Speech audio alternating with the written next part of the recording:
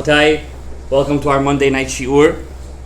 We are in the 31st day of the Omer, which is 4 weeks and 3 days. We just passed Pesach Sheni. Ben Porat Yosef, we celebrated here the Hilulah Rabbi Meir Balanes, thanks to our good friend Avraham Ben Yosef. Maybe Atzlacha for your family and little Rabbi Meir. Amen. May the schut of Rabbi Meir Balanes stand for Rabbi Meir. Amen. And also tonight our shiur is sponsored by Yaakov Ben Bela Bechora Yonatano Parnasato Ashefar Zivu Gagun Bekarov, and also Zivu Gagun Lerachel Sivan Bat Bela Bechora Hashem Yivarech Ota Shishlach La Ben Zug Bekarov ותתחתן ותבנה בית נאמן בישראל.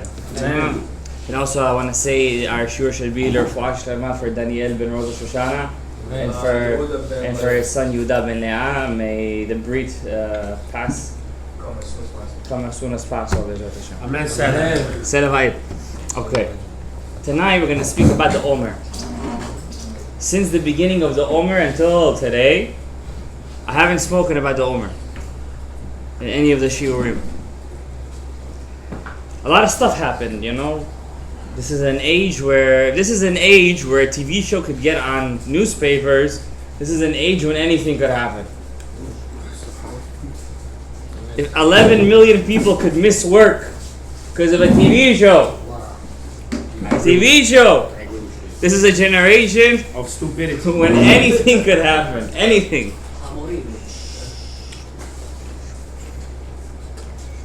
And this has been a very blessed year. We've seen a lot of miracles.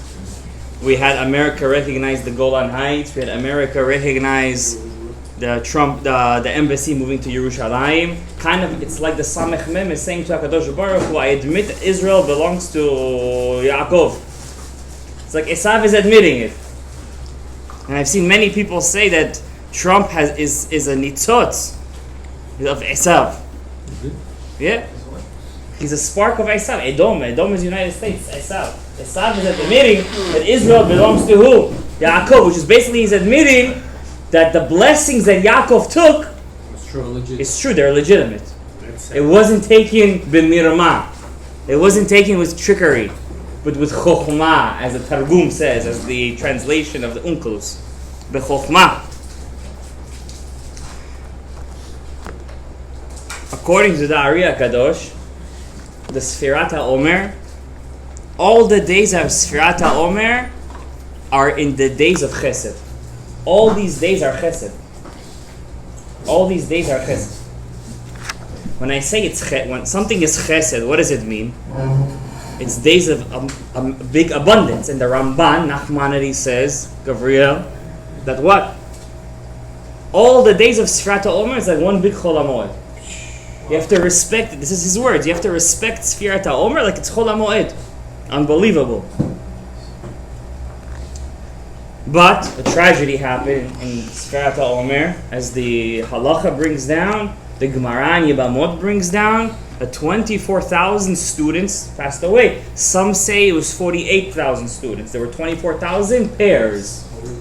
Havrutas. It's two different Girsot in the Gemara. One says 24,000 zugot, one says 24,000 talmidim. 24,000 chavrutas passed away. All Tanaim. Not one of their names is mentioned in the Gemara. They're just known as a whole, the students that didn't live, the students that died. And why did they die? Not that they didn't love each other. It's impossible that Tanaim will not fulfill one of the commandments in the Torah. What's one of the commandments? V'ahavta l're'echa kamocha. They're Tanaim, the students of Rabbi Akiva. Rabbi Akiva was the one who said, what did he say, guys? V'ahavta l're'echa kamocha ze klal gadol b'Torah. They're not going to listen to what their own rabbi said. The Gemara says, thank you. Before we get to what they did, the Gemara says that when Rabbi Akiva was a student learning under Rabbi Eliezer and Rabbi Yoshua, he was once walking in Jerusalem and he saw a dead Jew on the streets. A dead Jew, the Gemara says. Back then it was a met, that's called a met mitzvah. Nobody could bury him. Nobody this. Back then, it was a normal occurrence. Why? Why can't nobody bury him? Because the Romans, who were in charge of Israel, they would execute these people, and they would not allow anyone to bury them. They were basically marauders. They were rebellious people against the Malchut, against the kingship. Rabbi Akiva said in the Gemara, I picked up this dead man, I picked him up, and I took him to the nearest graveyard. And I buried him. He went back to his Rabbi Eliezer HaGadol and Rabbi Yoshua, and he said, I did a mitzvah of met mitzvah. They said, not only didn't you do the mitzvah of met mitzvah, for every step you took, you were liable to the death penalty. You're chayav mitah. Because what's the halacha, Gabriel? You have to bury the person on the spot. When he's in the middle of the city. So if he's in the middle of the road, you move him to the side of the road, and you bury him. Till today, have you ever been to Tzfat? You on the road, mamash on the road. And what do you see? Grave here, grave there, tzaddikim, kedoshim. By the way, many Kohanim will think, they think they could go to the grave of Rabbi Shimon Bar Yochai. It's a grave of a tzaddik. If only Rabbi Shimon Bar Yochai was buried there, you could go. But really, lo aleinu, I don't want to say who it was who did it. When they first found Rabbi Shimon Bar Yochai's grave, when they retook Israel, they broke the whole mountain down. It was all graveyard. The whole place was a graveyard, and they covered all the graves with sand. Kohanim can't even step on that mountain. Same thing with Yonatan ben Uziel. Kohanim can't go visit the grave of Yonatan ben Uziel. We know one of the biggest sigulot to find your other half is to go to the grave of who? Yonatan ben Uziel. But you can't go there if you're a Kohen. Why can't you go there? The whole place was originally filled with hundreds of graves. Because people wanted to be buried next to a tzaddik, because they said, we're not able to get up at the resurrection of the dead. But when the tzaddik gets up, he's going to step on our bones. He's going to wake up. We're going to wake up with him. Yes, the mamish. You know how the goyim have, they cremate them, and then they put them in jars in the house. You know, that's the grandmother, that's the grandfather, that's the this, you know. So back then, people used to die. They would die. After, when the bones started to rot, they would put them in lime. The lime made the bodies disintegrate. Then they would take the bones, put it in a jar, and put it, for example, in Marat HaMachpelah, where the forefathers are buried, Abraham, Isaac, and Jacob. They would put them over there. Why? When Abraham, Yitzhak, and Yaakov are going to get up at the resurrection, they're going to step on their bones, they're going to get up with them. Is that considered getting buried? Yes, it's actually the whole siman, the Shulchan Aruch. What do you do on the day when you take the bones out of the grave and put it in the place where you want it to be placed? There's a whole siman, the Shulchan Aruch. We don't do that these days. But back then, for example, in time of the Gemara, even before the Gemara, they used to bury people in binyanim. You know what binyanim is? Above the ground. Like shelves above the ground. Not like we have drawers today, not that. But you would have a kever, and the grave would have like a compartment on top. The body would disintegrate under the ground. They would have a day called Likut Atzamot, where they would take the bones out of the ground after they would be put in lime. They would put it then in the family graveyard. Yeah, in a room, mamash, like that. And I was zoche to pray by the grave of the son of Shmuel HaNavi, Yoel HaNavi. It's close to an Arab village in the north. We went over there. It was not such a... We didn't know where we were going. We didn't know it was one of the greatest Tanaim, the Zugot, the Rebbe of Hillel and Shammai, Shmaya and Naftalion. They're buried in an Arab village, in a Arab Druzi. We went over there to the daven. Yeah, I used to do my status in WhatsApp picture over there. Yeah, Naftalion Omer. I used to have that a long time ago as my status. Yeah, mamash. That's where they buried in an Arab's courtyard. You should see the houses over there. You think over here, Jamaica Estates or something over there. And he's mamash. They have a tzaddik buried in his courtyard. Not a tzaddik. This is the Rebbe of the Rebbe of the Rebbe of the Rebbe of Rabbi Akiva. That's what this says? Yeah, that's... All the tzaddikim are buried in their places. The Gemara says there were many cases like this.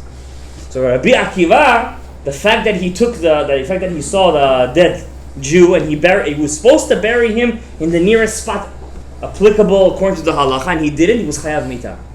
He said, I did a mitzvah. He said he didn't know. He didn't know what the halacha was, that you got to bury him right away. So what did Rabbi Akiva say afterwards? He didn't lose hope. To hear that you're Chayav Mita. Don't think Rabbi Akiva is clean, guys. Rabbi Akiva also had Averot. For 40 years, what was he? Ama'aretz. Berkat HaMazon he didn't know. Brachot he didn't know. Shema he didn't know. According to Rashi, of course.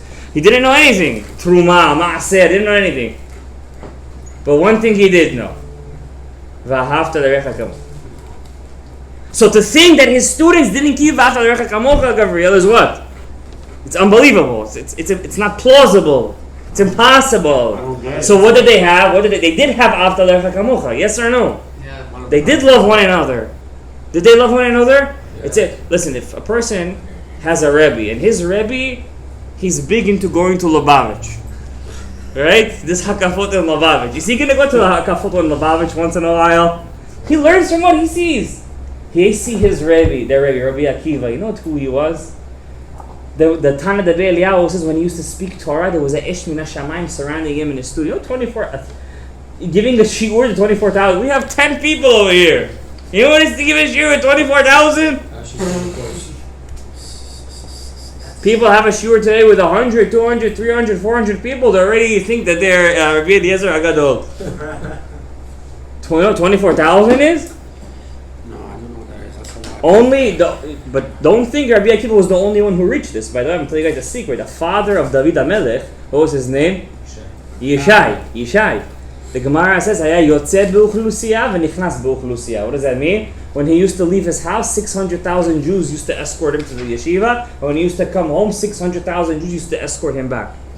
Is that? Yeah, a city. The whole Jerusalem, Beit Lechem in Jerusalem and Hebron used to come out and walk him out. It's like allegory, or no, mamash. And the Gemara says they used to say a bracha. There's a special bracha that say every time you see 600,000 Jews, and they used to say a bracha every single time when they used to see Yishai, the father of David HaMelech. So don't think Rabbi Akiva was the only one. But did Yishai make the Torah Shebaal Peh?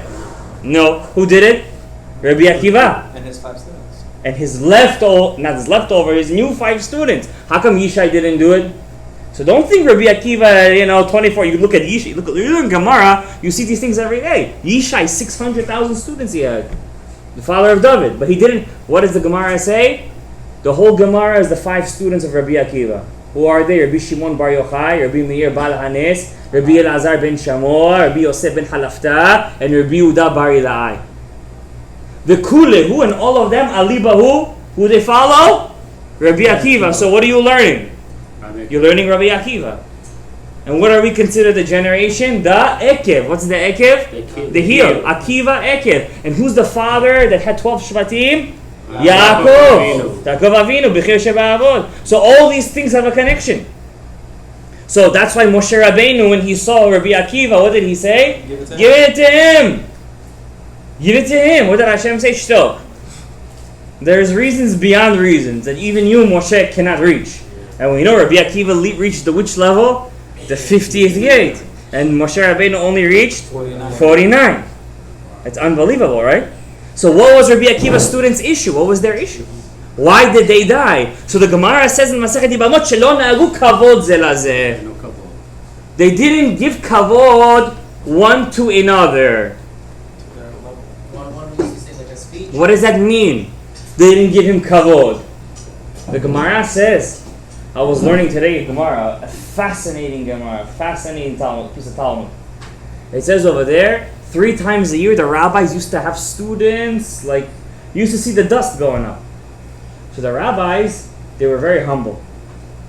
They didn't want people to stand up for them when they would go up to the dais, because they would sit in the big dais, and the people used to stand up. When they used to walk, they stand up.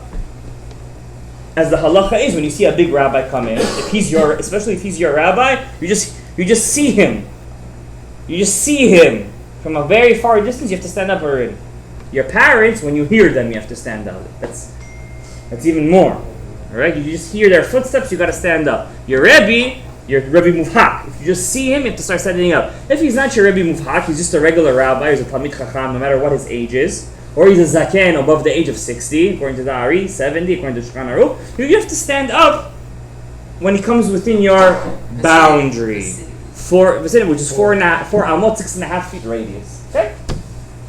The rabbis were so choshesh for kavod, they used to tell their servants, their shamashim, put us on your shoulders and run. Run to the front. Don't give the people a chance to stand up. The Sdei Chemed, before the shamash used to call him to go up to the Torah, you know what he used to do? He would already be waiting by the Torah. Because what's the halacha? When do you stand up for a rabbi when he goes up to the Torah? When he walks to the bima. But if he's already by the bima, you know what I'm saying, right? So if a person is a rabbi and is already by the Torah, you have to stand up for him? No, it's not his kavod. It's only when he's walking, there's a sign of respect, you stand up. But if he's already there, you don't have to stand up. Yes or no? People don't know that halacha. That's what he used to do. Right before the rabbi he already used to run up to the bima, nobody should stand up for him. They were running away from kavod. So I'm a Sdei Chemed is 150 years ago. 150 years ago. If the Sdei Chemed would do such a thing, the students of Rabbi Akiva didn't do such a thing. Tanaim. The Gemara says Tanaim. I want to tell you a weird story about one of them. Don't take it the weird way. There's a Tana Debei Eliyah about one of the students of Rabbi Akiva. It doesn't say his name. They don't have a name. They don't get a name. The Gemara says, the Gemara, Tana Debei Eliyahu says, one time the students of Rabbi Akiva were sitting, and the halacha is when you learn with your Rebbe, you have to sit in a circle, like a goren. So everyone could have a slot. They could have a way to look at him. And they were sitting like a half circle, like a moon, half a moon. And there was a certain woman, I don't want to say what kind of woman she is, but you guys get the picture. And she, back then, Bill Clinton, Elef Havdalot said, it's the oldest profession in the world. We call it a specialist. The specialist, okay. Well, we don't call it that, okay. We call it something with a Z. So she was watching and she sees the fire surrounding the students of Rabbi Akiva.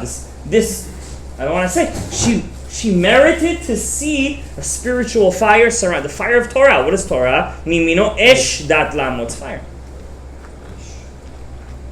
So as she was watching them, one of the students, what does the Pirkei Avot says? Whoever stops in the middle of the learning and looks up and says, such a nice tree, such a nice weather, mitchayev benafsho.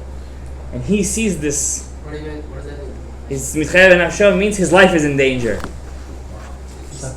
You're learning and you stop. Such a nice weather today, such a nice tree, this, that. When you're in the middle of learning. So he's learning and he sees this person. And he says, and suddenly the Satan goes inside of him. This is the only known story that I know about these 24,000 students. And he has a Yetzer Hara goes inside of him. Because whoever is greater than his friend in Torah has a bigger Yetzer Hara. Secular people don't understand such a thing. They're like, what are you talking about? But then they see a big rabbi fall into such a big Avera and they're like, how did he fall? How do you think he fell? His Yetzer Hara is 10 times the size of your Yetzer Hatov. You know? So he sees her and he's chomed ota. So he goes and he stops learning. He gets up and he goes to do the Avera. But when she saw the fire surrounding them, she got a little bit of Yirat Shamayim. She did. And she felt bad making him fall in the Avera. So she said to him, okay, listen, this is my job, and you're willing to pay a hefty sum. So I'm willing to do it, but on one condition.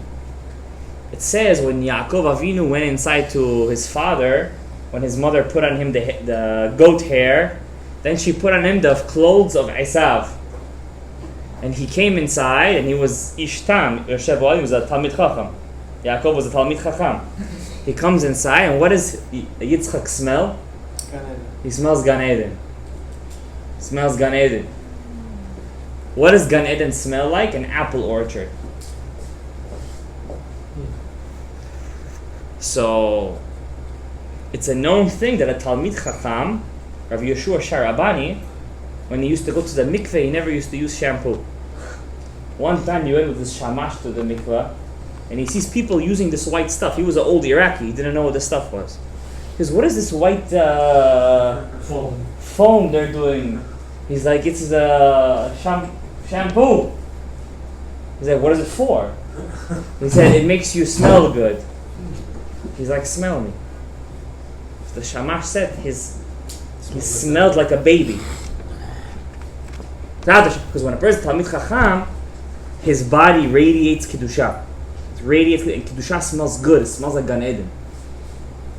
So she tells this student of Rabbi Akiva, says, listen, you are supposed to smell like Gan Eden. I'm not like that. So I just want you to smell. I'm not going to say where. The Tana de Be'eliyahu says he smelled. He didn't say Borei Mina B'Samin, that's all I can tell you. He ran out of there, the Gemara says, and he swore never to do this Avera again. He swore. You'll get the hint after. When you get there one day, you'll get it. We talk a little clean in the. We'll get it. So the students of Rabbi Akiva, listen. If we're sitting over here and fire surrounding us, I mean, I would pretty say you guys are big stuff. So to think that they died, it's unbelievable. So we're studying, and every year we find a new chidush. What was the what's the point here? So b'siyata d'shmaya tonight, we're gonna give a new take. And what does it mean they didn't have kavod? Ze la ze. One to another. What does it mean, one to another? And I have a chidush for you guys. I hope you guys are going to enjoy the chidush. To give you the chidush, I have to first read you a Gemara. Masechet Shabbat, page 31a. What's today's day of the Omer? 31. What's the page of the Gemara? 31. It means we're learning Torah lishma. We're learning Torah just for the sake of Him. The Gemara says, it's a beautiful piece of Gemara. Amar Rava. Rava said, when a person dies, at the moment that they bring him to judgment, they ask him 6 questions. You're used to hearing what? 1. Three questions. What do all the rabbis say? They ask him 3 questions. He says, what do they ask him? 6 questions. First question. Depends what room you're saying. Depends who's the judge. First question. Nasata venatata be'emunah. Did you do business with emunah? What does that mean? Did you do business with emunah? There's many explanations. Number 1. Did people feel faith in God? What's the one thing that takes away your faith in God? Business. Why? What do you feel when you do business? If the client comes, then I make my money. If the client doesn't come, what do you feel? There's no money. It's hard to see that it's Hashem doing everything. I once heard an amazing story. It's such a beautiful story. This is a true story. It happened in Syria. So there's 2 guys working in a bazaar. One of the guys, what was he working as? He used to sell like carpets, Persian rugs, all this kind of stuff. Persian rugs, huh? Not flying carpets, and not Aladdin. No, we're not into that. Persian rugs, nice clothing, embroidery. And he was making good business. He was the only guy on the block, as they say. So he thought, who's giving me the business? The fact that nobody's here to give me competition. But all competitions start somewhere. And soon enough, another guy said this is a good spot to open up a barber shop. I used to use that analogy because we're in a Bukharian place.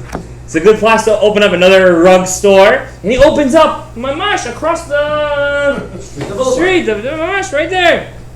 New store, savings, grand opening. How does the store start? They put all the prices low, and then suddenly low. They make it higher. The guy started to see half of his business went Shalom al Yisrael. He got so upset. So he came to his wife. He was upset. He comes home. First thing you should know when a person gets married, what's the first step? The Chazon Ish, his wife never gave him children. He wanted to divorce his wife. His wife told him, if you're going to divorce me, I'm going to kill myself. She was a bit 75-25, let's call it. She was 75-25. She wasn't all there. and she couldn't have kids, and he could have kids. And she said to him, if you're gonna divorce me, I'm gonna kill myself. And he never divorced her. You know? And every time the Chazon Ish used to come home, he used to stop by the door, wait a minute. He used to straighten his hat, straighten his galstuk. Galstuk, how you say? Tie. Galstuk is tie. Straighten his suit, take away the, like this. Then he used to knock on the door. Wait, you know, she comes home, hi, I'm home. So once his student looked at his rabbi, I don't think she really cared that you were doing. No, she's 75, 25. He didn't say that, but you know that was the implied. So the rabbi said to him, you know, and you come home. You know what you're coming home to? You're coming to Shekhinah. You're coming to the Shekhinah. When you come to the Shekhinah, how are you supposed to be? Presentable, nice, yafeh. One Gadol Ador. I'm not gonna say his name. So his shamash was Rabbi Zilberstein, who today is a Gadol Hador. He's the son-in-law. He's the brother. He's the bojer of Rav Chaim Kanevsky. They married two sisters of Aryeh Levine. So every time he used to come home from yeshiva, you know, learning Torah, it makes you weak. When you learn Torah, you become weak. You become weak, much physically weak. Spiritually high, but physically it breaks your body. The Torah. The Torah, it's spirituality. And your neshama is spirituality. And the neshama and your body is like two gladiators in a ring. They cannot be equal. One always has to defeat the other. Okay? So every time this Gadol Hador used to come home, he used to stop and he used to tell his student, Rabbi Zilberstein, how many more minutes we have till I get home? 5 minutes. Because when it comes to 3 minutes, say, wait, let's stop by the road for a second. Let me calm down for a bit. So Rabbi Zilberstein was a shamash back, and he said, why do you need to calm down? He said, because when after a whole day of Torah, I'm a little aggravated. I'm a bit aggravated. And I'm worried that when I come home, I'm going to see the house upside down, and I'm going to get upset. I don't want to get upset for no reason. I'm coming home to the Shekhinah. How can I get upset? That's how a Gadol Hador thinks. That's how Gadol. And what is a person called when he comes home? Gadol Habayit. The head of the household. If you're not Gadol Habayit, what do you become? The Isha. You become the Isha. And she becomes the Gadol Habayit. One big problem, I once read a research, and I was in a dentist office. Lo aleinu. So if it's for a root canal, that is. And it happened to me. I was there for a root canal, and I was there, and I was bored. I didn't have a sink. It was a long time ago. There was a magazine there, men's something for men, and I read a article. Why is the divorce rate going up in America? Because women are starting to make more money than men. So the men feel threatened. They feel like women, and then they mamash become women. That's what they feel. They feel threatened. Yeah, but you don't understand. You could make $0. But if you are the Gadol Habayit, nothing's going to change. That's what the Torah teaches. So what does that mean? The guy came home, and he said, this guy opened up the shop right across the street. I'm losing my business. His wife said, let me give you advice. She was not like the wife of Korach. She was like the wife of On Ben Pelet. She gave him good advice, not bad advice. When you pray for a good wife, pray that you should have a wife like On Ben Pelet, not like the wife of Korach. What's the difference? On Ben Pelet's wife was not so pretty, but she was smart. Korach's wife was pretty, but she was no seichel. No seichel. Gava. What happens? She says, every time you see a customer go into your competitor's store, say, thank you, Hashem. Say, Baruch Hashem. I say, Hashem, send them 2 customers. No, it's not breast. It's regular Sephardi stuff. Don't worry. There's no chidush in this. Be happy for him. He said, how am I going to be happy? She said to him, just when you say something, you already start to believe it. I'm going to tell you guys interesting research they did in the university. They took 3 people. One person doesn't smile all day, he's regular. One person, they forced him to smile all day. Forced him. And another person is always frowning all day. Who do you think was the happiest person when they measured how the serotonin levels in the brain of every one of them? Who do you think was the happiest? The one who smiles. The one that was forcefully smiling all day. Yeah, by the way, it's good. It's a good thing to tell you, Ivan. The one who's forcefully smiling. That's why you ever see our Yitzhak Kaduri guys? Gabriel. You ever see our Yitzhak Kaduri? Oh, do you know he was forcefully doing that? He was always laughing and smiling like like this. People used to tell him, Rebbe, why you laughing? What's wrong with you? Once, lo aleinu, I heard one. I'm not gonna say a bad person, but a person who was ill-informed. Like, you know why he was laughing so much? I don't want to say what he said. Something that's gonna be popular in America very soon legally. So I said to him, are you nuts? You know what the real story is over there? The Ben Ish Chai saw him when he was a young boy and said, you have a big neshama, but you have an anger issue. The Ben Ish Chai told Rav Yitzhak Kaduri when he was a young boy, you have an anger issue. So what are you going to do to fix your anger? Smile. Make yourself smile all day.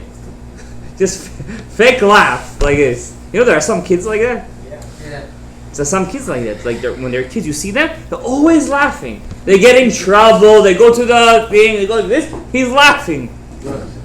I always tell parents like that, don't force them to be upset. It's a good thing. It's a good thing to make. They should always be smiling in life, for the good ways, of course. Okay? So, and by the way, this guy, this Syrian guy, after a while, he was saying, thank you Hashem, this guy's Parnasa. Suddenly, he sees, he has Parnasa, and he has Parnasa. Why? Just today, I told a guy, just today.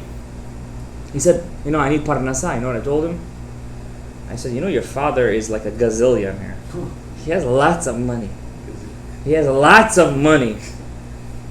More than what America owes China. It's like in the trillions.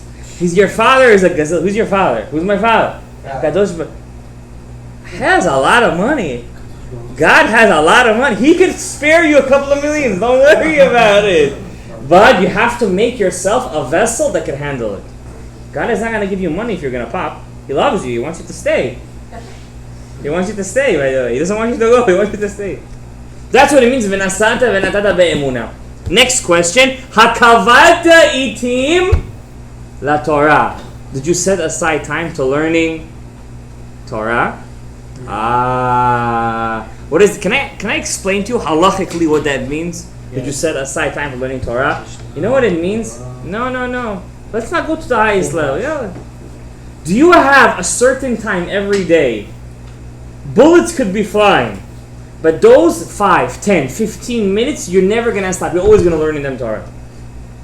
So I once told a rabbi, a very big rabbi, I said, listen, I go to kollel a couple of hours a day. That's my kavod. He says, no, it doesn't count.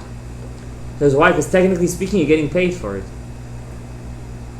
You have to set aside time when you come home, 10 minutes a day, at least 15, 20, 30 minutes. How much Torah you learn a day? This 20 minutes is sacred. You're not going to a wedding during that time. You're not going to a yeshivot during that time. You're going to be tested for sure. And you're going to be tested 100% on the first day. On the first day, again, that's what it's called. Kavod, did you set aside time for Torah? So a person says, let's say I only have 5 minutes a day to do such a thing. I said, perfect. He says, what should I do? I said, read. Read what? Tehillim. Why? King David said, whoever reads Tehillim is like he's learning halachot of Negaim ve'ohalot. He's learning halachot of tzara. It's a known thing. Whoever reads Tehillim doesn't have tzara. The boils? That's, those, it's not leprosy, skin afflictions. Third question. Ha'asakta be'pirah v'reviyah. This is going to kill you guys. Did you deal with having kids? What's wrong with the question? That they're going to ask you in Shamayim. They should have told you, did you have children? Why does it say, did you work with having children? You know what it means? You know what that means? Try to get married. You know the Maharsha? No. Let's say you got married already. They're still going to ask you the question. You're like, hello, I got married. No. Can I tell you the answer the Maharsha says? Yeah. What does it mean to deal with having kids? Did you deal with your kids? With having kids, I said. Patience. Did you set up a person in a shidduch? Did you cause other people to get married? Did you set people up? Nice. Ah, now you know the secret. You're really gonna be Gabriel. ready. Yeah, he's gonna be in heaven, don't worry. Did you try to set people up? Did you, doesn't mean you have to set them up. Did you pray for them? Did you do something for them? Did you tell them the right chat, the right website, or the right shatchan? They're gonna ask you this question. Pray for them. Unbelievable, yes. You pray for yourself. Number 4, Hatzipita leYeshua. Did you wait for the salvation? Which salvation? The coming of Mashiach. But I want to tell you one thing. When is the one time in the one book, in the all 24 books, that somebody's called Mashiach? The book of Daniel, Hashem calls a goy Mashiach. Koresh, the king of Persia. What did he do? He sent everyone back to Israel. What did Hashem call him? Mashiach. Yeah. That's why you could have many Mashiachs. You know what the son of David is going to be? He's going to be a Nasi, the prince. Because you guys have to remember one thing. What's our issue? We're all looking for somebody who's going to sit on the Iron Throne. I got burned yesterday. Pardon the pun. Throw that in there. But that's not the issue here. The throne is burned. What are we really waiting for? The one and only king who's always been there. HaKadosh Baruch Hu. What did God say to Samuel, Shmuel and Avi, when they asked for a king? I'm here the whole time. Why do they need a king? I'm here. What are they looking for? So God said, you want a king? You know what he's going to do? He's going to take your daughters as wives. He's going to take your sons as soldiers. He's going to take your houses. He's going to take your fields. You want a king? You want a boss? Okay, I'll give you a boss, but I'm here the whole time. What's wrong with me? Do you know what's wrong? We don't actually believe he's there. That's what it means. Hatzipita leYeshua. Who's Yeshua? And who here could tell me which bracha in Shmona Esrei do we have this kavanah? Whoever has this kavanah in Shmona Esrei is going to have salvation every single day. Yeshua. Which before which bracha? Before Yerushalayim. After Yerushalayim. After After Yerushalayim. Before Shema Koleinu. Yes. Baruch Ata Hashem Matzmiach Keren Yeshua. What do you have to have kavanah? Not Yeshua. Yeshua. Salvation. Throne of David will be rebuilt. No, you have to have, oh yeah, that's just what it says. But what kavanah are you supposed to have over there? Hashem, please make me miracles today. And if you're going to have that kavanah, guys, you know what's going to happen? Nisim v'niflaot, Yeshuot v'nechamot. 5th question. Over here, probably a lot of us are going to fail. Pilpalta bechokhmah. Did you learn halacha through pilpul? What's pilpul? Struggle. Okay, I learned that. I just want to learn halachot. Did you learn Gemara? Did you go inside? Raboitai, how many of you did you break your head learning Torah? You got to break your head. You have to be analytical. Pilpalta bechokhmah. Did you break the mountains? Were you oker harim? Were you like Rish Lakish? They're gonna ask you this when you pass away. Hopefully Mashiach comes before then, so we won't have to go through all this. They're gonna ask you. So when I say come to the Gemara shir, what am I meaning? I learn Gemara all day. Don't worry about me. I learn Gemara. That's the third question. But I want to make you guys learn the Gemara. That's the secret. 6th question, and here, this is the punchline, guys. Rabbi say, Hevanta davar mitoch davar. This is a crazy question. I read this question and I had goosebumps. Did you learn something from something? What number is it? The 6th one. Where did the other ones? We said the other ones already. You were drinking seltzer. Hevanta davar mitoch davar. When somebody tells you something, you know there are some people, you tell them something, they're like a dupe. They'll walk straight to the wall. Can you imply something from something? Could you get the hint? Extrapolate. Did you This guy has to be some kind of teacher or something. Can you extrapolate? Nice words, by the way. Where'd you learn that, in the city? Can you extrapolate?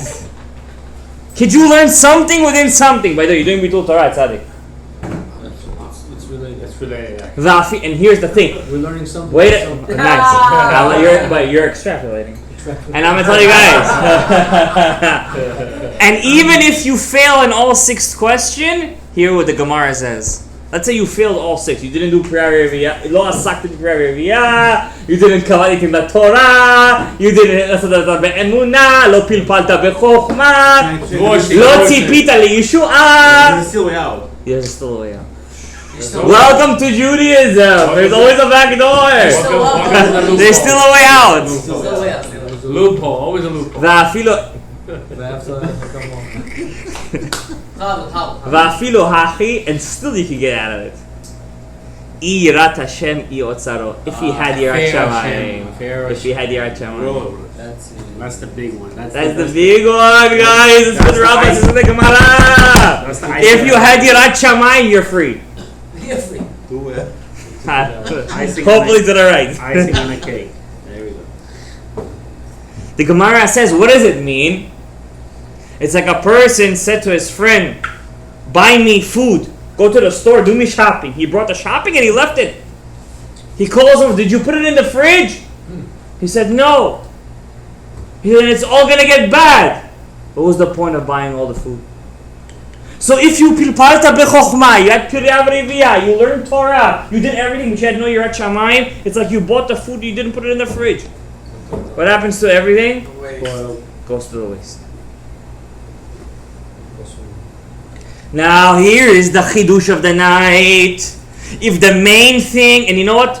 Whoever has a chance, there's the 31st day of the Omer. When you come home, if you have this Gemara at home, go to page 31. It has a half a page just explaining what's Yirat Shamayim. And I want to do it all with you guys tonight, but Barachot. Shabbat 31a. I got you. Towards the bottom of the page. I'm here right now. So if Yirat Shamayim is the main thing, not kavati itim laTorah, not pilpalta bechokhmah, not any of these things. What's the main thing? What's the way out? Yirat Shamayim. If you don't have Yirat Shamayim, all the food goes where? To the garbage. Where in the Torah do we see that you have to have Yirat Shamayim? Guess which parasha? Ours. Parashat Behar. I'm going to tell you guys something. Catch it while you can. 31A, 31a to 31. Parashat Behar, this week's parasha. Lo tonu ish et achiv.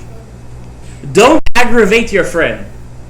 Rashi says, what does that mean? Don't aggravate your friend. Don't cheat your friend in business. What question is that on the list? First. The first one. Do business with faith. Don't cheat your friend in business. It doesn't say have Yirat Shamayim. What does it just say? Don't cheat your friend in business. What does that mean? Even if you have a goy comes to you and he wants to have food that's slaughtered, and you have a cow that was just killed or died, you're not allowed to tell him this is slaughtered. That's considered cheating in business. Not in good faith.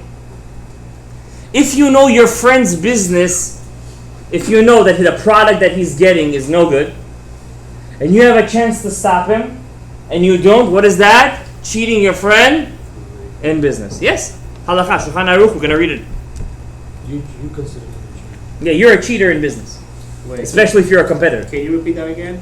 If you know your friend is getting a schora, merchandise, and it's no good merchandise, and you know in the back of your mind you're saying good for him, and you don't stop him, you're cheating him in business. Lo tonu ish et achiv, yes. Even though you're not a seller. Listen, I want to, yeah. No, I'm just. No, yeah, even, especially if you're not the seller. And if you could save him, it's even worse. What does it say? Nasata v'natata be'emunah. Did you have emunah? This is emunah. Especially if you're the competitor. Then the Torah says something very repetitory. Don't aggravate your nation. Wait a second. All Jews are from the same nation. We're all brothers. Don't aggravate your brother. Don't aggravate your nation. Rashi says, you know what the second one means? Elu ona'at devarim.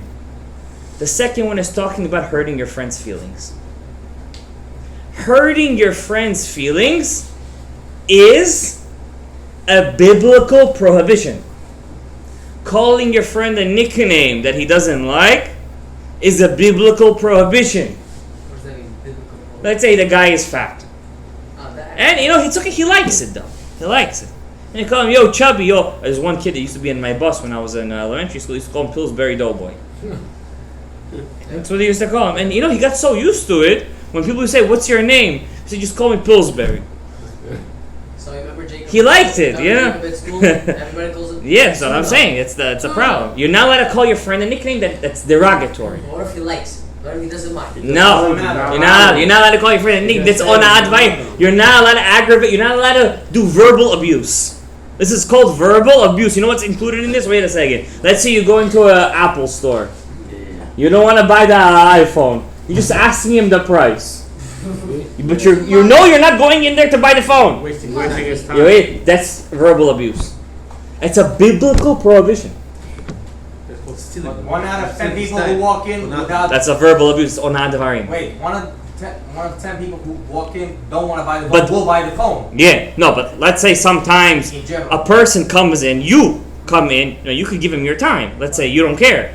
But let's say the person comes in, he's like, I'm not buying anything. I just want to see the competition, let's say. Because he's selling it on eBay or Amazon or something. He's just asking the price just to beat the price. That's verbal abuse. All the minutes that he's taking the guy's time is verbal abuse. Ona'at dvarim. It's a biblical. Now, let's say I was once a victim of this. A friend of mine, I don't know if I could call him a friend. I was a kid back then. Back in Stovas Moy. No wonder. The good old Stovas Moy. So he said, come sit in the seat. Come. And he knows that another evil guy. No, he's sitting and he's waiting for somebody to sit so he can move the chair. And in the middle of the whole shul, I fell. Not only did the guy that moved the chair get the sin, of course he got a sin, he spilled my blood, but the other guy got a sin of what? On verbal abuse. Because he knew that what was going to happen. And he still did it. There's a radio station called Z100. And every morning do something called a phone tap. All those phone taps are biblical isurim of what? Verbal abuse. Verbal harassment. What do they do for They know the person is gonna fail in the test, that the guy's gonna act as someone else, and they get them angry and they get them on this and get them it's an isur, alright. If the person would do this to his friend, now what is this isur mostly with kids? They prank their teachers, they prank their friends, they prank this. Johnny, why are you hiding over there? They do star 6-7 over there, they call this, that. The stipler, I'm going to tell you a story right now, you're going to freeze. The stipler of Chaim Kanevsky's father, the Gadol Ador, the stipler, waited for a kid to become bar mitzvah because once he thought that he hurt his feelings in the shul. He waited till become bar mitzvah, he went to his bar mitzvah and he says, could you forgive me? When he's a man, when his word is a word, biblically. Just so he could say sorry. Rabbi, these things count in Shamayim. Can you repeat that again? What? He waited for the day of his bar mitzvah. He should go over there and say and ask him forgiveness. Because when he was a kid, 9-8 years old, he embarrassed him. Who knows what his embarrassment was over there already? Wow. The stipler. Now here's the chidush. When the Torah says don't verbally abuse somebody on advarim, then it says you should have yirat shamayim. Ve'areta me'elokecha. Fear. Why? Because let's say you know that this guy is going to fail. But you didn't say anything. And you let him fail, it also is in verbal abuse. But you didn't say anything. So the Torah says, but God knows what you were thinking. So you better have what? Yirat Shamayim. How about for... Now wait a second, let me get to the Chidush. And the Gemara says, Shulchan Aruch says, we just learned the Gemara, what's the way to get out of everything? Yirat Shamayim. Open up Choshen Mishpat, Siman Reish Chav Chet in the Shulchan Aruch Code of Jewish Law. It talks about the laws of verbal abuse. Whole Siman just on verbal abuse. And it says on the third one, more than anyone, Lizaher, be careful, bo'ona'at ishto. Be careful on hurting your wife. This is what? A halacha. More than anything, he says, careful by verbal abuse with your wife. Why? Lefi shedim'ata mitzuya, because she cries easily. And anyone who cries after he's hurt, God answers him right away. Esau's mother, not Esau himself. and Hagar. Ishmael. Ishmael. So let's go back to Rabbi Akiva's student.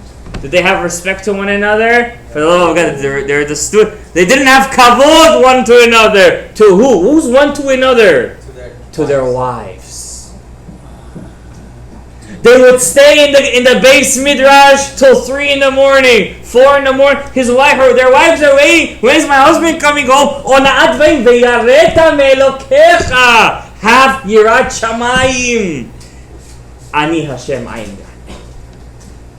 So it wasn't they didn't have kavod one to each other. They don't worry, their Rebbe's who? Rabbi Akiva. But who were they missing? Their wives. Because what does the Shulchan Aruch says? More than anyone, who are you supposed to be careful? Their wife. Because dim'ata alichya, she cries. And that's the chidush I wanted to share with you guys today. Lichvod, the 31st day of the Omer, the 31st day of the 31st daf in the Gemara. Baruch Adonai le'olam. Amen ve'amen.